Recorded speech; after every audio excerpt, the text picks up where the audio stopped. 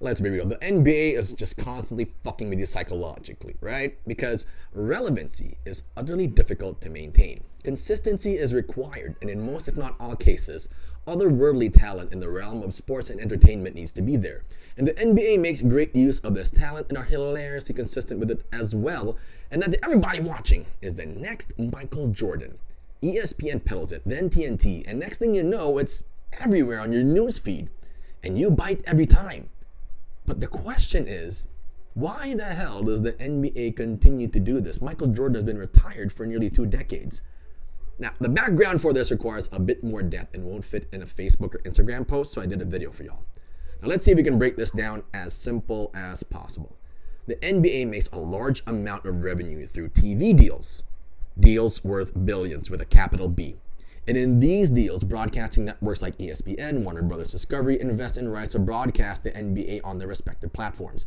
Keep in mind that these are, again, billion-dollar deals. Capital B, lots of money involved.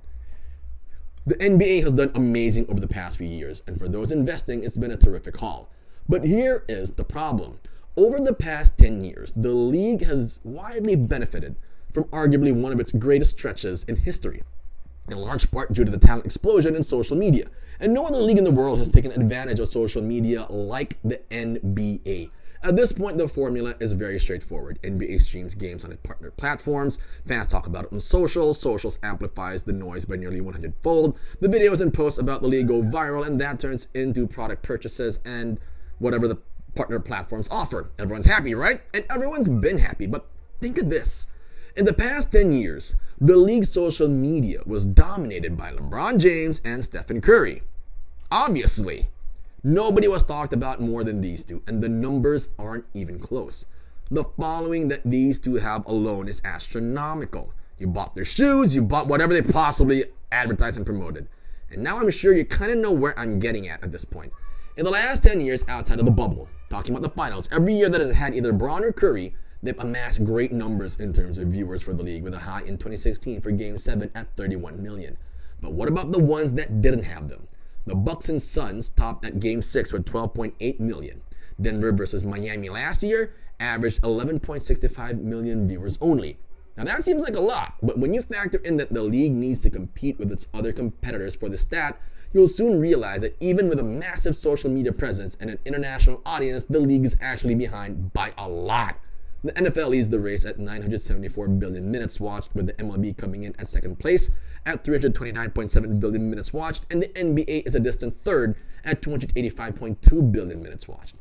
Metaphorically, even on its best day, the NBA can't top the MLB or NFL, and investors on the outside looking in see this as a major point of concern. Why invest in the NBA when there's better traction in the NFL and MLB?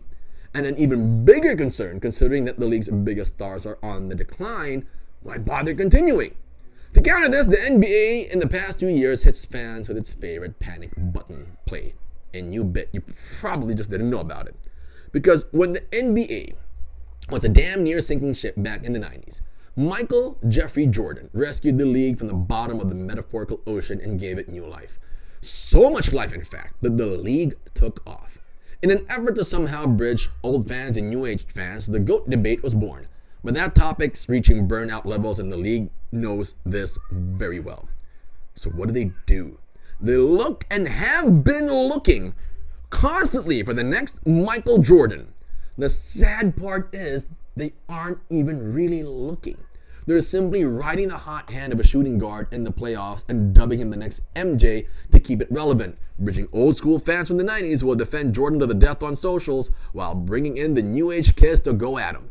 Over the years, this has been awarded to several guys who I'm sure you know well. Vince Carter kicked us off. For a while, it was McGrady and Dwayne Wade, till Kobe Bryant erased any doubt who it really was. Then Kobe left and it was up in the air, but the league literally did not care too much because they had the benefit of LeBron James and Stephen Curry carrying the brand and image of the NBA. But in that time, they made sure not to kill the storyline. There's another MJ out there, even though there really isn't. The closest was Kobe, and no one in the past or present is even remotely close.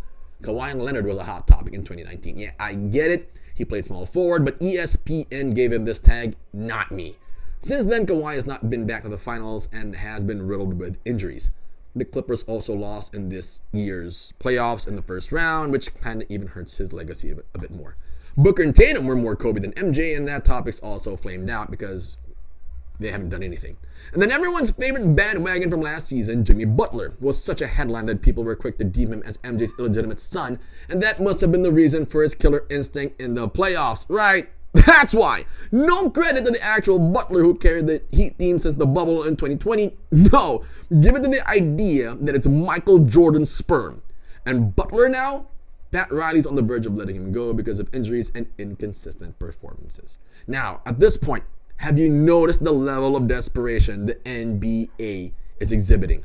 Because you're telling me that Michael Jordan, the Michael Jordan, in the past X amount of years, the people compared to him or his closest comparison, Kobe Bryant, have not won anything. No records broken, not even a scoring title, which both Jordan and Bryant were known for. They haven't even come close. Now we're with Anthony Edwards. He's been terrific, but because the NBA is in desperation to prove to investors and fans alike that they can be relevant in the next decade, they've awarded him the title unceremoniously of the next MJ. And Ant's not an idiot. He's told the media, I don't want it. He knows what's about to happen. He's only human. But the NBA will push anyway. They desperately need to. No other name will keep them relevant at this point until maybe Braun and Curry leave. Then we can begin the next search for those two. Like we're on the hunt for the next Avatar. The problem here is also this. Take a look back at all past Jordan or Kobe comparisons and you'll notice a terrifying trend.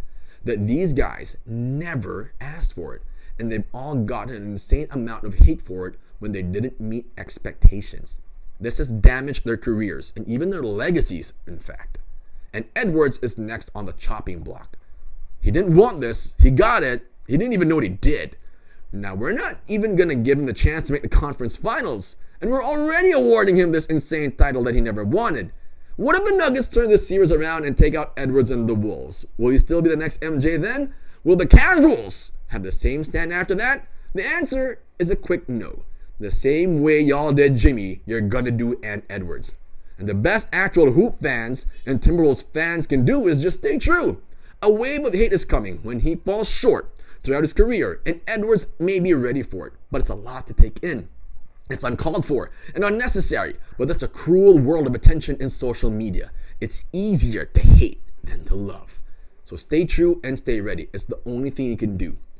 As for Anthony Edwards, the true ones will let him be Anthony Edwards. That's who he is. A funny, entertaining 22-year-old who wants nothing to do with the narratives of the world but to simply hoop. So just shut the fuck up, stop the toxicity, and let him.